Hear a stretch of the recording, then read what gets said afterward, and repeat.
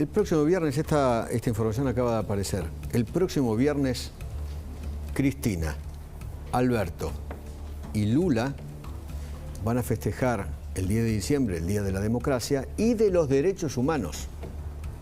Y de los derechos humanos. Argentina acaba de abstenerse otra vez de condenar la violación de los derechos humanos del régimen de Daniel Ortega en Nicaragua. Mira vos, ¿en qué quedamos, cínicos? El gobierno de Alberto Fernández se sumó a México, Bolivia, Honduras y otros 4 países que no apoyaron la resolución impulsada por Estados Unidos, Canadá y Brasil, y 22 otros países que exigen la inmediata liberación de los presos políticos y elecciones limpias. ¿Usted puede creer? ¿Se da cuenta que es un gobierno de psicópatas, de cínicos, de mentirosos?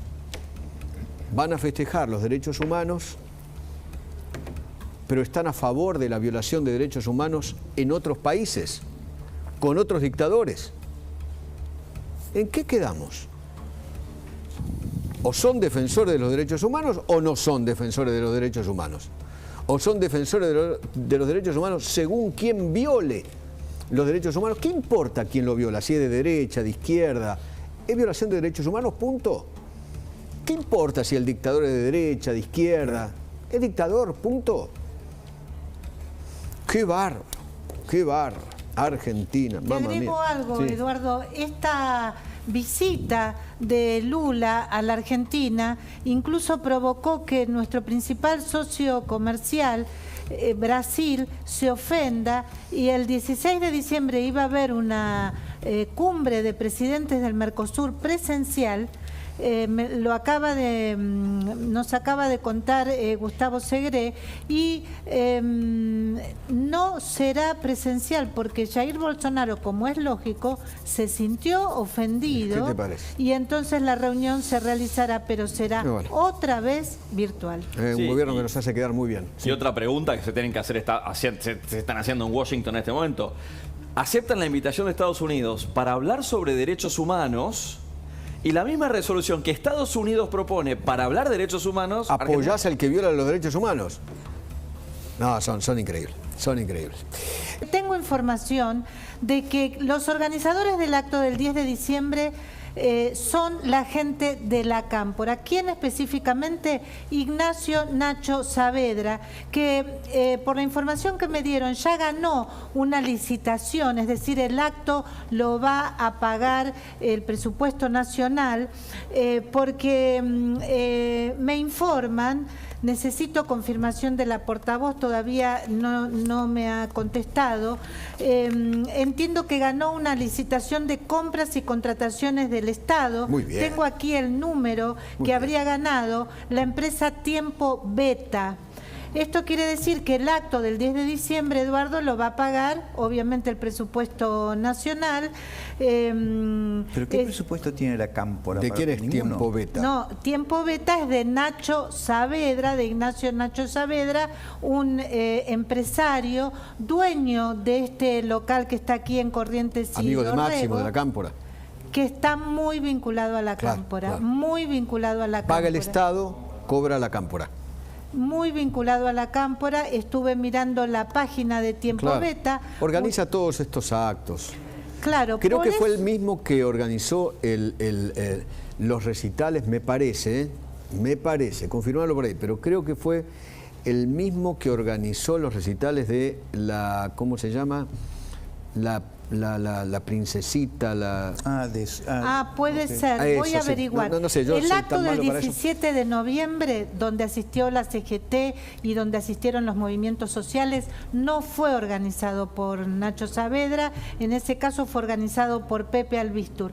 Este acto está organizado por Nacho Saavedra, por eso Máximo Kirchner se apresuró a convocar... Presidencia de la Nación. Exactamente, y la preocupación, además, de curarse en salud, como dijimos al comienzo, de parte del presidente, por críticas al acuerdo que podría venir en algún momento, no sé, con el Fondo Monetario y por su participación en esta cumbre organizada por Joe Biden, es porque temen, Eduardo, que haya poca gente.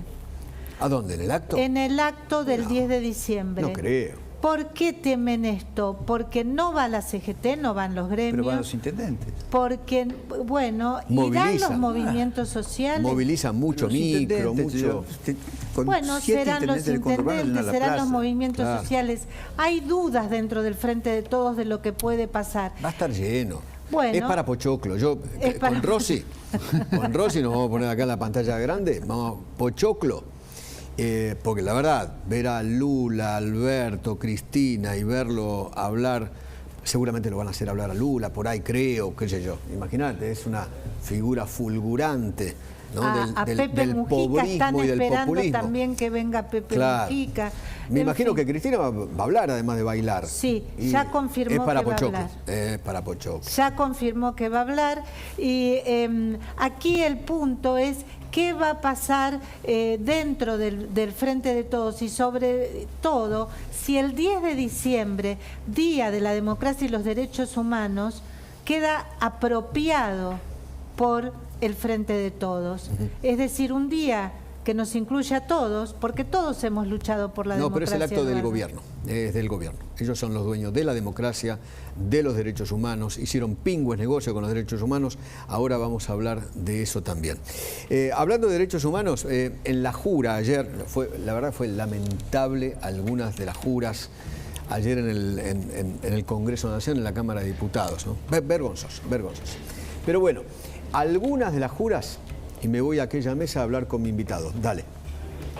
Por los 30.000 detenidos desaparecidos, por los desaparecidos bajo gobiernos constitucionales, por la lucha de las mujeres y la diversidad, por los pueblos que enfrentan la destrucción del planeta, por los trabajadores y trabajadoras que se organizan para terminar con la barbarie capitalista, porque no puede haber verdadera libertad sin terminar con la explotación y con la opresión, sí, juro. Por los 30.000 compañeros y compañeras desaparecidas, por la patria grande, libertad a Milagros Salas, y juro. Si así no lo hicierais, la patria lo demande, los invito a ocupar su banca. ¿Qué tal? ¿Cómo le va? ¿Cómo anda, D'Angelo? ¿Qué tal, Eduardo? Un gusto, muchas gracias por invitarme. José D'Angelo, le cuento a la audiencia, es autor de este libro, La estafa con los desaparecidos, mentiras y millones. ¿De qué va el libro? Me tomé el trabajo de imprimir la definición de estafa de la Real Academia Española. Dice, estafa es el delito consistente en provocar un perjuicio patrimonial a alguien mediante engaño y con ánimo de lucro. Hay una segunda definición que dice pedir o sacar dinero o cosas de valor con artificios y engaños y con ánimo de no pagar. ¿Y cuál es el engaño aquí? Yo hice una denuncia. Yo hice una denuncia penal, Eduardo, que presenté en Comodoro Pi. Está en el juzgado del doctor Lijo, en noviembre de 2019. ¿Qué denuncio allí? Denuncio a los funcionarios de la Secretaría de Derechos Humanos, del Ministerio de Justicia y particulares que hubieran cometido delitos de defraudación a la Administración Pública Nacional, falseamiento de documentos públicos, incumplimiento de los deberes de funcionario público, en un delito que yo explico que consistiría en la registración falsa de víctimas de la represión ilegal del Estado con la finalidad de cobrar multimillonarias indemnizaciones que dañaron gravemente a las arcas públicas, ¿no es cierto? Y esto es lo que dispuso el Lijo, que solicita al gobierno la lista. Sí, el doctor Lijo, la verdad que se está moviendo la causa, hizo lo que nosotros pedimos como medida de prueba, es que el Ministerio de Economía le mande todas las indemnizaciones pagadas, son pagadas en virtud de una ley que se llama reparatoria, es una ley que ordena pagar una indemnización que actualizada hoy son 18 millones de pesos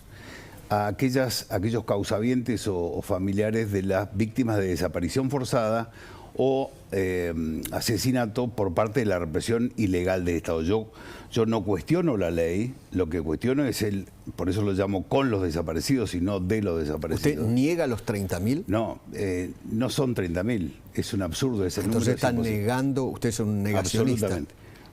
Llámeme como quiera, sí. Sí. No tengo ningún problema en decirlo. No, la ley indica eso. Y aquel que no ¿Cuál esté... ley? No, hay una ley de María Eugenia Vidal que ordena a los funcionarios de la provincia de Buenos Aires a mencionar el número de 30.000. Una ley que obliga a decirnos obliga a decirnos alguna definición respecto a la historia es una ley de un gobierno autoritario, es imposible. Yo me opongo absolutamente al credo oficial, me opongo absolutamente a la historia única, absolutamente. ¿Por qué usted pone con los desaparecidos? Claro, no por eso mismo. Los desaparecidos. Claro, por eso yo no cuestiono las leyes reparatorias. Ok. Lo que hago es denunciar casos fraudulentos. Por ejemplo, Eduardo, casos concretos. Robar es malo. Robar la verdad de la historia es peor. Pero robar la verdad de la historia para robar plata es peor todavía. Entonces, yo he tomado 10 ejemplos que muestran con cierta brutalidad la falta de transparencia en el pago de estas indemnizaciones. Y lo que pido al doctor Lijo, al juez, es que se abran los archivos de la CONADEP, de la Secretaría de Derechos Humanos. Es imposible acceder a esa información. Se han pagado, Eduardo, hasta ahora 255.000 millones de pesos en indemnizaciones por estas leyes reparatorias. Y es imposible acceder a la información que permite saber a quién se le pagó, por qué se le pagó, qué estudios jurídicos intervinieron y demás. ¿Puedo contar un caso? Sí, claro, obviamente. Vamos a contar el caso de Oscar Garavaglia. Oscar Garavaglia... Ahí estamos viendo la foto de Oscar. Era un joven de San Rafael, de unos 17, 18 años. En Mendoza, San Rafael, Mendoza, que junto con 4 amigos en enero de 1979 decidieron ir más al sur, a la zona del Nihuil, el embalse de Río Atuel, para pasar una semana de camping. Tomo nota, 79, no 76. Año 79. 79. Año 1979. Ok. Se van 5 amigos para allá, pasan una semana allá, vuelven todos menos Oscar Garavaglia. Entonces, preguntados los 4 que habían estado con él hasta el último minuto, dicen, se perdió, lo buscamos, no lo encontramos, gritamos. Fueron a pescar.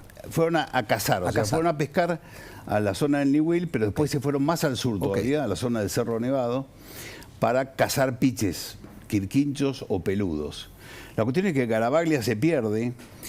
Las 4 personas que estuvieron hasta el último minuto con él dicen, no sabemos cómo se perdió, se extravió en un momento, estábamos cazando, nos distrajimos, lo buscamos, gritamos, etc. Se inicia una búsqueda en la zona que durante un mes emplea a todas las fuerzas vivas de San Rafael. Es imposible encontrar a Oscar Jesús Garavaglia, no se lo encuentra. La familia desde ese momento y hasta ahora, sostiene que a Oscar Garavaglia lo mataron los amigos. Ahí está, en esa foto, en esa foto, ese es el lugar donde dicen estas 4 personas que se perdió Garavaglia. La familia dice, es imposible perderse allí. Más un chico como Oscar, que tenía 17 años, que era maratonista, etcétera, que conocía la zona, es imposible perderse, como ustedes verán. La cuestión es que se inicia, Eduardo, una causa judicial. Pero para los padres de Garavaglia lo mataron los chicos, los amigos. Sí. Lo sostienen en redes sociales hace 42, 43 años, que donde aparecen en los medios de comunicación dicen lo mataron sus amigos. ¿Y qué tiene que ver con los desaparecidos? Bueno, durante 20 años se sustanció una causa judicial en la justicia de San Rafael que no pudo demostrarle a las 4 personas que estuvieron con Garavaglia hasta último minuto que eran responsables y fueron sobreseídos. O sea, la causa se cerró sin culpables y sin encontrar a Garavaglia. Al año siguiente, año 2000, alguien se presentó en la Secretaría de Derechos Humanos e inició un expediente para cobrar la indemnización, como si a Oscar Garavaglia lo hubiesen desaparecido agentes estatales. ¿Quién se presentó? Es imposible acceder a esa información. Es información que no brinda la Secretaría de Derechos Humanos. Okay. Entonces, en el año 2006, esto pasa en el 2000, en el 2006 el gobierno de Néstor Kirchner saca un segundo listado de víctimas de la represión ilegal del Estado, donde lo incluye a Oscar Garavaglia como una víctima del Estado. Pone desaparición. En el año 2008 se paga una indemnización que curiosamente hemos tocado el caso en donde la indemnización es la más alta, de 37 millones de pesos, actualizados a noviembre de 2021 por inflación. Alguien cobra esa indemnización. Y en el año 2015, Cristina Kirchner, un mes antes de dejar el poder, saca un tercer informe. El primero el de la CONADEP, el segundo de Néstor Kirchner, el tercero de Cristina, donde Garabaglia ya no figura más como víctima del Estado.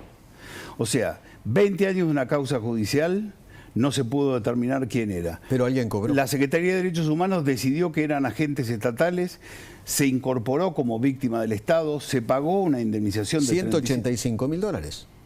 Exactamente. 37 millones Sí. a 200. Sí, transferibles a dólar oficial, no otra de las ventajas. Bueno, la familia hasta el día de hoy, ahora este tema, la salida del libro, ha causado un revuelo en San Rafael y en Mendoza, la familia sostiene que ellos no cobraban indemnización.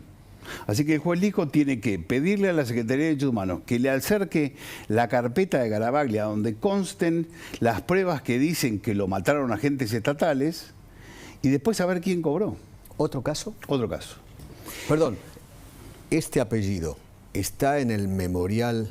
No, este no ¿En está la homenajeado. Costanera? Este no está homenajeado. No, porque además el memorial depende del gobierno de la Ciudad de Buenos Aires. Ok. ¿Sí? Todo el resto de los listados y demás depende de la Secretaría de Derechos Humanos de la Nación. Ok. Vamos al caso Sabao.